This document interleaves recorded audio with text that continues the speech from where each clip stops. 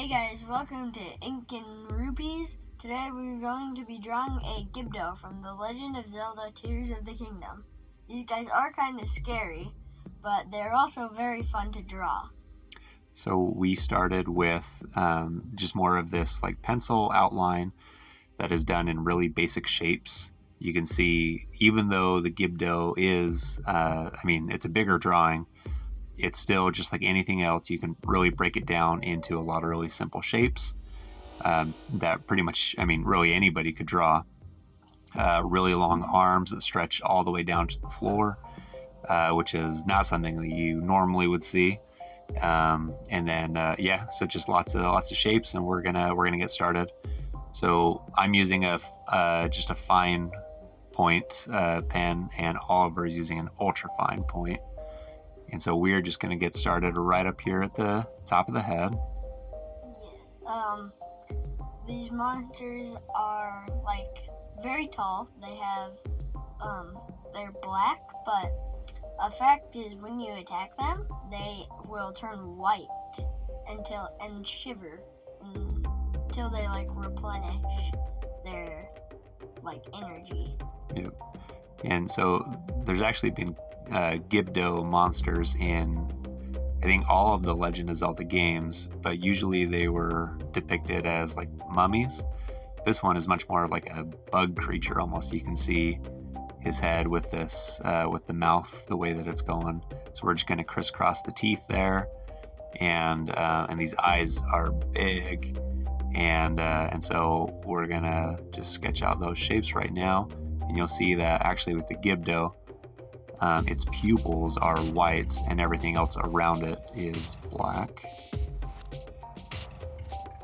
I kind of think that with the sideways mouth, if you hold your head a little bit sideways, it kind of looks like a fish or like a shark monster.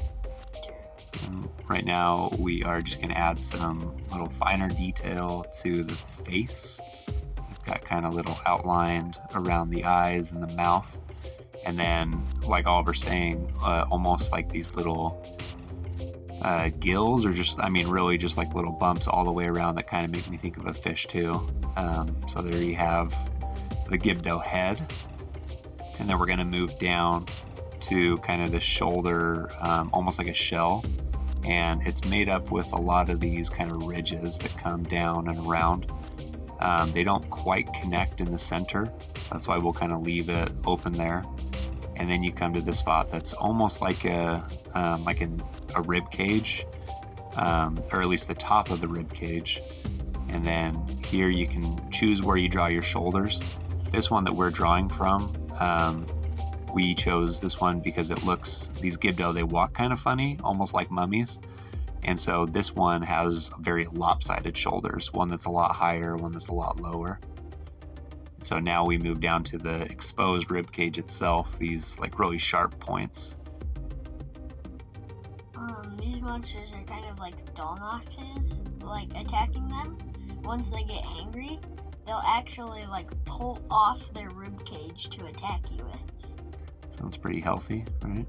Mm-hmm.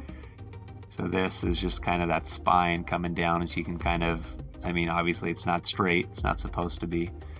And then we get down into the arm, very long.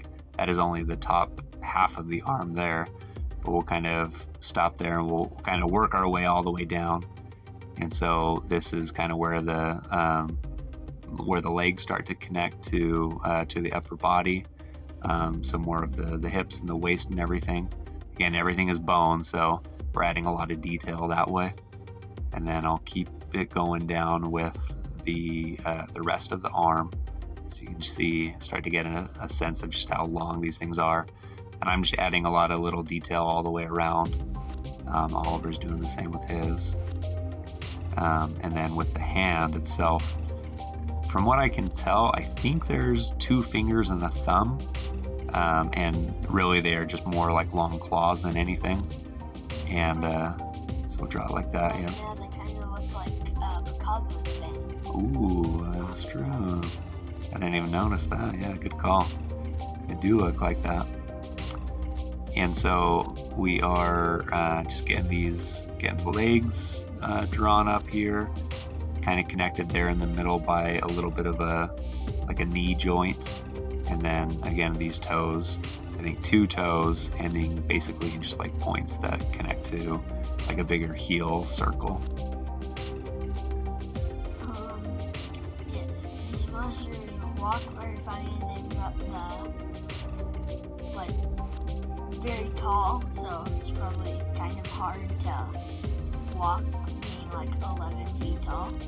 So maybe that's why they're a little bit like lopsided. Could be very true. Poor little Gibdos. Maybe they're nice, you know? Maybe they just want to walk like the rest of us. Doubtful, but maybe. Maybe Kilton should make a Gibdo mask. There you go. So you can see this arm that I'm drawing now is, I mean, it's not lining up with the one on the other side. That's because his shoulder is starting a lot higher. But I'm going to draw his hand a little bit bigger because this one is a little bit closer to us.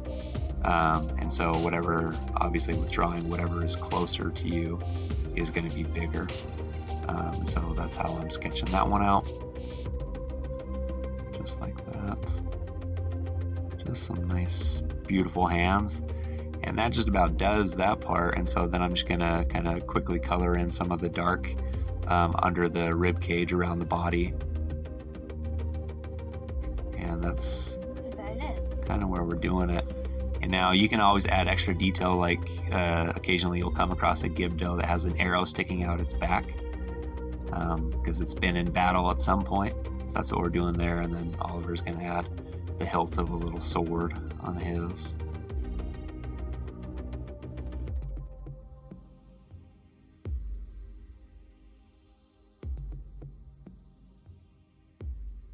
Good luck in your journey as you battle and draw Gibdos.